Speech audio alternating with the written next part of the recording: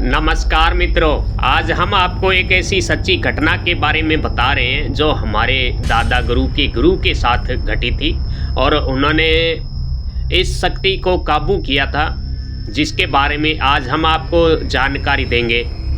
यह एक नर पिशाच की शक्ति होती है और बहुत ही विकराल होती है। अगर यह एक बार बिगड़ जाए तो पूरे गांव के गांव खाली कर देती है। तो इसके बारे में हमारे दादा गुरु के साथ क्या घटनाएं घटी थी, पूरी आपको जानकारी देंगे। इसमें झूठ रंस मात्र भी नहीं होगा, बिल्कुल एकदम सच्ची घटना है जो पुराने समय में हमारे दादा गुरु के साथ घटी थी। और जिस प्रकार हमारे गुरुदेव ने हमें बताई, उसी प्रकार आपके लिए हम वीडियो लेकर आए हैं। और वीडियो में उसी प्रकार बता रहे हैं कैसे एक नर पिशाच ने आधे गांव को खाली कर दिया और कैसे हमारे दादा गुरु ने उस शक्ति को काबू किया। तो ये कहानी आज से लगभग 150-200 साल पुरानी है और बीकानेर के साइड की तरफ ही ये कहानी है किसी गांव की, जहां गांव में झोंपड़ियां हुआ करती थी ज़्यादा और घरों में आजकल दीवारें और चारदीवारी की हुई है। पहले ऐसा कुछ नहीं था, बस लकड़ियां डाल के और घर की चारदीवारी कर ली जाती थी। और एक ठीक ही गांव था, लगभग 100 के बराबर उस गांव में घर रहा करते थे। 100 परिवार उस गांव में रहते थे। तो उसी गांव में एक तांत्रिक था जो दुष्ट प्रवृत्ति का था और अकेला ही रहा करता था, लोगों को परेशान करना और उन पे भूत प्रेत चला देना, ऐसे काम किया करता था अपने जीवन में। और बुरे काम करने के कारण उसे जब मृत्यु हुई तो वह बुरा एक पिशाच ही बिना, यानी कि नर पिशाच के रूप में वह इस मृत्यु लोक में घूमने लगा। और उसकी कोई क्रियाक्रम करने वाला पीछे था नहीं और अधूरी उनकी सारी क्रियाक्रम जो भी मृत्यु के पश्चात होती है तो वह अधूरी रहेगी। इसी कारण वह इसी मृत्यु लोक में वह नर पिशाच के रूप में भटकने लगा। उसके मृत्यु के बाद गांव में अजीब घटनाएं घटने लगी। लोगों के मवेशी मरने लगे, भेड़ बकरियां मरी हुई मिलती और उनके सब शत विकसित हुए मिलते। गांव में एक डर का माहौल बन गया। लोग तरह तरह की बातें करने लगे और लोग तांत्रिक स्याणा गुनिया ओझा से पूछा निकलवाते, पता लगाते ऐसी क्या हमारे गांव पे आफत आ चुकी है जो मवेशियों के लिए कहर बनकर टूट रही है। इन्हीं तांत्रिकों से जानकारी प्राप्त करते करते गांव वालों को पता चला कि गांव में कोई नर पिशाच आ चुका है जो गांव के मवेशीवादों को नुकसान पहुंचा रहा है। तो गांव के लोगों ने चंदा इकट्ठा किया और चंदा इकट्ठा करके कुछ पैसे इकट्ठा करके और एक बड़े तांत्रिक को अपने गांव में बुलाया और उस तांत्रिक ने कुछ तांत्रिक क्रियाएं की। और जब रात्रि का समय हुआ तो वह तांत्रिक है जो डर कर बुरी तरह चिल्लाकर वहां से भाग गया और अपना जोड़ा झंडा वहीं छोड़कर भाग गया।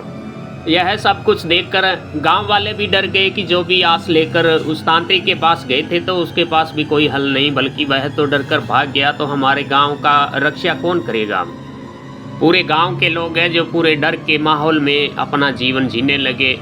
रात्रि को जल्दी ही अपना सारा काम निपटा के अपने घरों में दुबक जाते हैं। तो गांव वालों ने फिर से कुछ चंदा किया और फिर से किसी बड़ी तांत्रिक के पास गए और उसे सारी बात बताई। तो तांत्रिक ने कहा कि चलो हम इस शक्ति को बंधन करेंगे, इसका हम बांध कर अपने पास रख लेंगे, ले आएंगे इसे, आप परेशान ना हो, जल्दी ही हम आपके गांव में आएंगे। उस सियाणे गुनिये तांत्रिक ने गांव वालों को भरोसा दिलाया और गांव वालों को कहा कि आप जाएं अपने घर, वापस जाएं और हम जल्दी ही आएंगे। और उधर गांव में जो नर पिशाच बना हुआ जो तांत्रिक था, जो भूत था, तो गांव में उसने बहुत तबाही मचा दी थी। बहुत से पशुओं को उसने खा लिया था और अब तो वह इंसानों पर भी हावी होने लगा। जब उसने गांव वालों से सुना कि गांव में कोई तांत्रिक है जो बड़ा तांत्रिक बुलाया गया है और वही इसका बंधन करेगा, तो ऐसा सुनकर नर पिशाच वह गुस्से में आ गया, क्योंकि वह भी एक तांत्रिक था। अपने जीवन जीते हुए जीवन में वह भी तांत्रिक था। उसी रात्रि को उस तांत्रिक के पास वह नर पिशाच पहुंच गया और रात्रि को उसे पूरी तरह डराया, तांत्रिक को धमकाया, डराया, इतना डराया कि वह उस गांव की तरफ कभी नहीं आया। बेचारे गांव वाले फिर परेशान, सोचते कि हमारे गांव की अब रक्षा कौन करेगा, हमें इस गांव को अब छोड़ना ही पड़ेगा और कोई दूसरा चारा नहीं है। गांव के लोगों ने फिर से पंचायत बुलाई। सब गांव के चौपाल पर इकट्ठा होकर लोगों ने विचार किया कि कोई और बड़े तांत्रिक स्याणा से हमें सहायता लेनी चाहिए, जिससे हमारा गांव बसा रह जाए और इस नर पिशाच से हमें मुक्ति मिल जाए। तो ऐसा विचार करके फिर से कोई बड़े तांत्रिक जिसका बहुत नाम था उसके पास गए और जाकर सारी गांव की व्यथा है जो उस तांत्रिक को बताई। तो तांत्रिक ने फिर वही भरोसा दिलाया कि ठीक है, हम आएंगे ज़रूर आपके गांव में और इस समस्या का अंत ज़रूर कर देंगे। और उसने गांव वालों से कहा कि आप कल सुबह हमें लेने के लिए अपने गांव से ही कोई साधन भेज दीजिए। हमारे पास कोई साधन तो है नहीं, तो आप भेज दीजिएगा तो हम आ जाएंगे आपके गांव में और आपके गांव का बंधन कर देंगे, फिर जीवन में कभी परेशान नहीं करेगा ये आपका गांव का जो नर पिशाच है। तो ऐसी बात सुनकर गांव वाले थोड़े खुश हुए और अपने गांव वापस चले आए। जब गांव के ही नर पिशाच ने गांव वालों से सुना कि एक कोई बड़े तांत्रिक से उन्होंने संपर्क किया है, जल्दी ही इसका बंधन कर देंगे, तो नर पिशाच बहुत गुस्सा हुआ। और दूसरे दिन उसने सुना था कि गांव वाले उसे लेने के लिए जाएंगे सुबह 4 बजे, तो वह रात्रि को 2 बजे ही उस तांत्रिक को लेने पहुंच गया। नर पिशाच है जो ऊंट को लेकर उस तांत्रिक के पास गया, उसके गांव गया और जाकर आवाज़ लगाई कि फला राम जी आइए, हम आपको लेने आए हैं, आप हमारे साथ चलें, हमारे गांव चलें, हम ऊंट लेकर आए हैं। तो वह नर पिशाच भी जानता था यह तांत्रिक बहुत सिद्ध पहुंचा हुआ है, इसे काबू करना आसान नहीं है। तो तांत्रिक ने जब आवाज़ सुनी तो वह घर से बाहर आया तो देखा कि एक इंसान आदमी है जो ऊंट लेकर खड़ा है और कह रहा है कि चलो हमारे गांव चलें। तो उस तांत्रिक ने सोचा कि अभी तो समय नहीं हुआ है, सुबह का समय नहीं हुआ है, ये तो अर्धरात्रि का समय लग रहा है। और पहले के लोग अंदाज़ा ही लगाते थे, घड़ियां तो हुआ नहीं करती थी, तो उसने अंदाज़ा लगाया तो यह तो अर्धरात्रि का ही समय है। किंतु वह सोचा चलो हो सकता है 4 बज गए होंगे तो चलते हैं। वह उस ऊंट वाले के साथ हो लिया और अपना झोली साथ में लटका ली, जो भी उसकी सामग्री थी, मंत्र तंत्र साधनाएं की जो भी संबंधी पुस्तकें या जो भी इनकी सामग्री थी उसने साथ अपने कंधे पे झोली लटका ली और चल दिया उसके साथ। और ऊंट पर बैठकर बातें करते हुए वे आगे चलने लगे। तो नर पिशाच था वह पूछने लगा कि बाबा जी आप उस नर पिशाच को, उस भूत को कैसे काबू करेंगे? उसे काबू करने के लिए तो पहले भी बड़े बड़े तांत्रिक मांत्रिक आ चुके हैं, तो सब डर कर भाग गए, आप कैसे काबू करेंगे? तो उस सिद्ध ने कहा कि मेरे पास मेरे गुरु की दी हुई अनेक सिद्ध शक्तियां हैं जो उसे चुटकियों में ही काबू कर देगी, आप चिंता न करें, आप जल्दी जल्दी चलें, हम गाँव में जाकर ही उसका बंधन करेंगे। तो उन्होंने अभी तक लगभग आधा ही सफ़र तय किया होगा कि उस तांत्रिक को लघु शंका की इच्छा हुई। तो उसने गांव वाले से कहा कि आप रुकिए, मैं थोड़ा लघु शंका करके आ जाता हूं, उसके बाद हम गांव चलते हैं। तो वह तांत्रिक है कुछ दूर जाकर झाड़ियों के पीछे उसने लघु शंका आदि से निपटा होकर वापस जब आया तो देखा कि वह जो ऊंट वाला इंसान था, जो ऊंट वाला इंसान न होकर एक नर पिशाच के रूप में उसके सामने खड़ा था।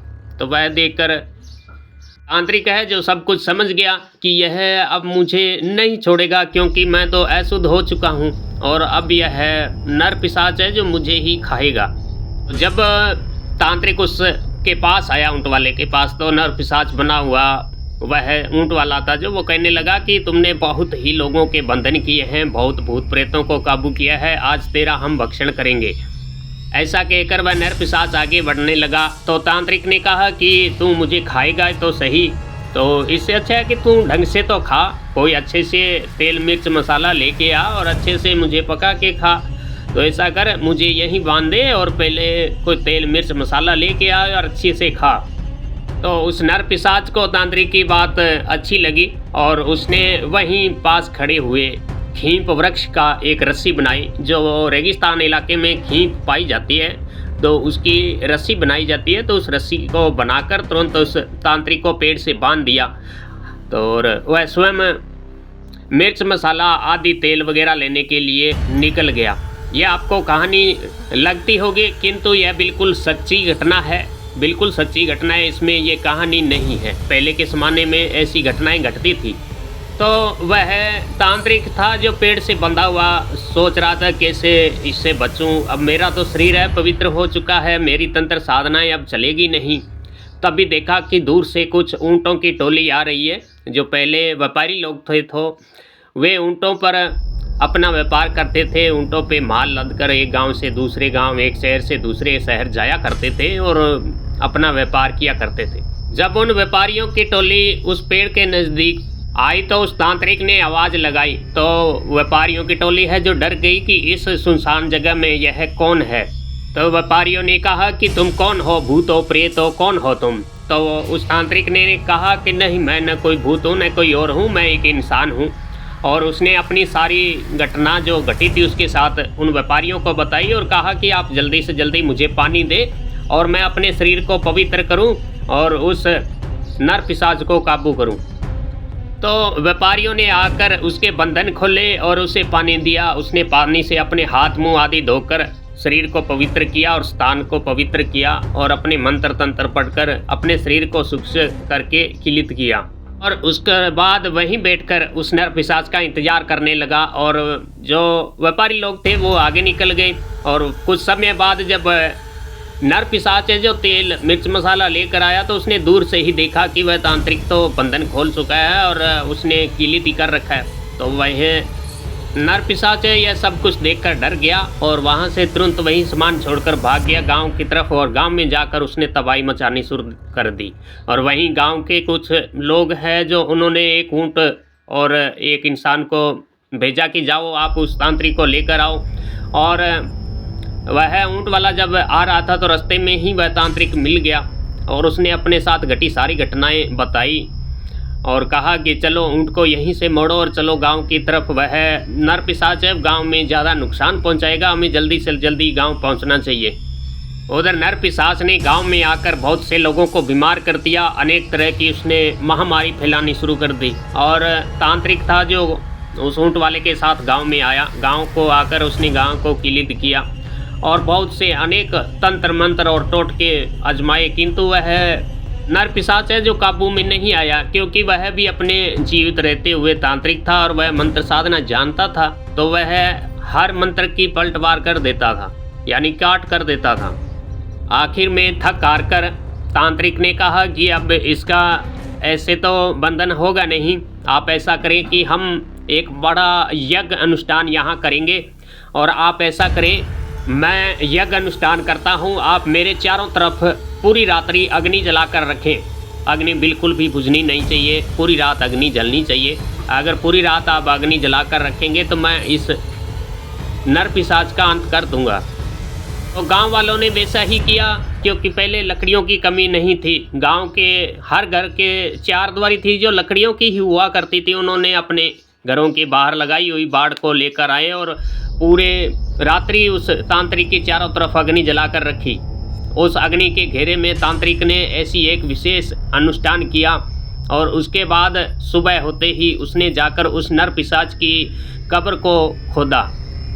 तो जब कब्र को खोदा गया तो देखा कि वह नर पिशाच है जो अपना कफन है जो आधा खा चुका है और उसकी बड़ी बड़ी दाढ़ें निकल आई है और एक राक्षस के रूप में वह प्रतीत हो रहा था। तुरंत ही उस तांत्रिक ने कहा कि आप एक बकरे का प्रबंध करें और यहाँ पास में ही एक अलग से कब्र खोदें। तो गांव वालों ने तुरंत एक बकरे का प्रबंध किया और एक पास में कब्र खोदी गई और उस नर पिशाच की गर्दन को उसके शरीर से काटकर और बकरे की गर्दन को काटकर नर पिशाच के शरीर से बकरे की गर्दन को लगाई गई और बकरे के शव के साथ नर पिशाच की गर्दन को लगाई गई। तरह नर पिशाच के शरीर के अंग है जो अलग अलग हो गए और उसका शक्ति है जो अब काम नहीं कर रही थी। इस तरह उस तांत्रिक ने नर पिशाच की बंधन की और गांव वालों से उसके आंतक से मुक्ति दिलाई। यह बिल्कुल सच्ची घटना है, हमारे दादा गुरु बताया करते थे। तो मित्रों, अगर आपको यह पसंद आई तो लाइक करना, कमेंट करना। जय श्री राम, जय बाबेरी।